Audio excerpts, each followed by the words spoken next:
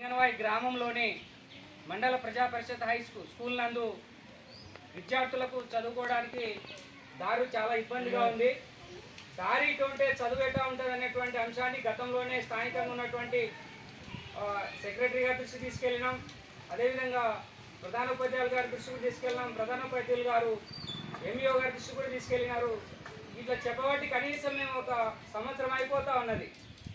మనబడి పేరుతో ఇక్కడ అభివృద్ధి పనులు చేస్తున్నామని చెప్పేసి దానిని గాలికి వదిలేసి పిల్లలు ఈ విధంగా బురదలో ఉంటే ఏ విధంగా వాళ్ళు బళ్ళకు వచ్చి చదువుకుంటారనేటువంటిది కూడా స్థానికంగా ఉన్నటువంటి అధికారులు కూడా స్పందించాలి. ఎప్పుడు చెప్పినా కూడా ఇదిగో అదిగో ఇదిగో పులి అదిగో తోక అంటూ కూడా దాన్ని అంతటితోనే పూర్తి చేస్తూ ఉన్నారు తప్ప ఈ విధంగా నీళ్లు ఉంటే ఇక్కడ వచ్చేదే చిన్న పిల్లలు మినిమం 6 సంవత్సరాల పిల్లలు ఇక్కడికి వస్తారు. ఆ పిల్లలు దీన్ని చూస్తేనే భయపడతారు. వాళ్ళు బడి ఏ విధంగా చదువుతున్నటువంటి ఆలోచన పరిజ్ఞానం కూడా ఈరోజు అధికారులకు లేకుండా పోతా ఉన్నది.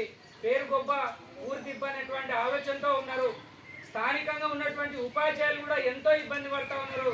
ఈరోజు ఇక్కడ ఉన్నటువంటి పిల్లలతో పాటుగా వాళ్ళు మాకు సహకరిస్తున్నారు అనేటువంటి ఆలోచన కూడా ఈరోజు అధికారులు స్పందించాలి. దాదాపుగా టీచర్లు ఇక్కడ ఎంత ఇబ్బందులు పడుతూ ఉన్నారో తెలుస్తూ ఉన్నది.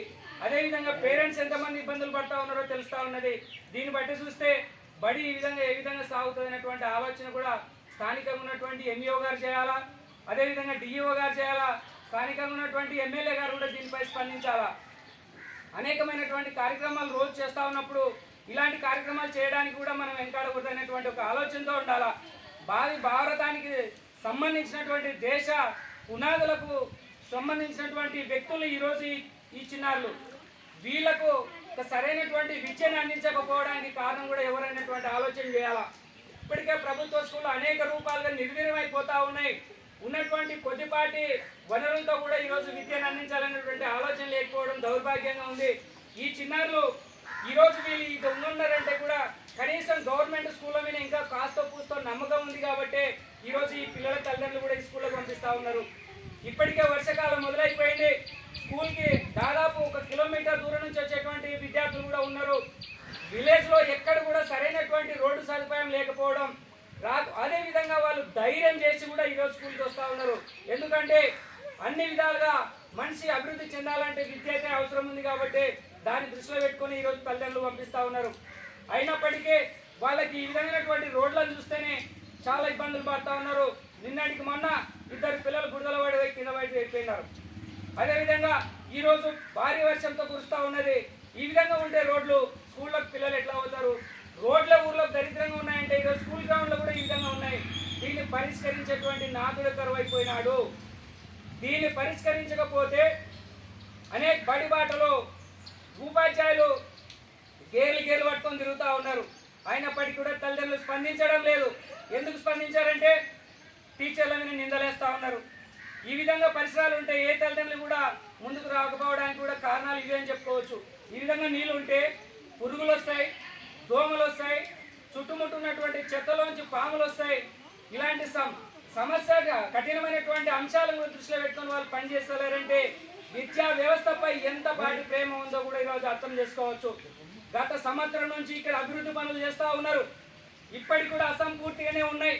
అక్కడ టాయిలెట్స్ లేవు, సరైనటువంటి వాటర్ సొల్యూషన్ లేదు, వర్షం నీళ్లు పడితే నీళ్లు బయటికి వెళ్ళడానికి కూడా దారి లేదు. ఇలాంటి విపత్కరమైనటువంటి సమయంలో ఈ చిన్నారులు పసిబుగ్గలైనటువంటి ఈ చిన్నారుల జీవన విధానం మెరుగుపడుతుందంటే ఎవరైనా నమ్మగలుగుతారా? దేశానికి పట్టుకొమ్మలే విద్యార్థులు అంటారు. అలాంటి విద్యార్థుల భవిష్యత్తుకే ఈరోజు ప్రశ్నార్థకంగా మారిపోయినది.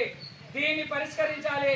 పరిష్కరించకపోతే గత వారం రోజుల లోపల ఈ సమస్యను పరిష్కరించకపోతే కనుక స్థానికంగా ఉన్నటువంటి ఉపాధ్యాయులతోటి ఇక్కడ చదువుతున్నటువంటి విద్యార్థులతో పాటు వాళ్ళ తల్లిదండ్రులను కూడా మొత్తం సమీకరించి ఖచ్చితంగా అల్లంపూరు ఎంఈఓ ఆఫీస్ ముందు కూడా ధర్నా చేస్తామని చెప్పేసి కూడా ఈరోజు మేము సిపిఐఎం పార్టీగా అధికారులను డిమాండ్ చేస్తూ ఉన్నాం.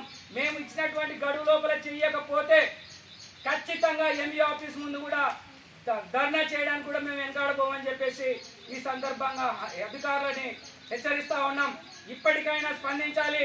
మీ బడి మీ బాటలు అవి ఏదైనా ఉన్నప్పటికీ కూడా ఇక్కడ ఉన్నటువంటి చిన్నపిల్లలకు రోడ్డు వేయకపోతే ఎవరయ్యా మీ బడికి పంపించేదని చెప్పేసి అడుగుతా ఉన్నాం.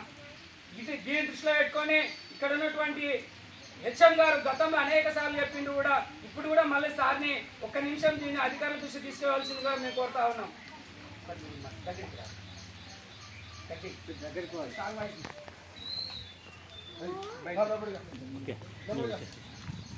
రోడ్లు బాగు చేయాలంటే చేయాలి అని చెప్పాలి. మా బడికి రస్తాను బాగు చేయాలని నేను అంటా, చేయాలి అని చెప్పాలి గట్టిగా.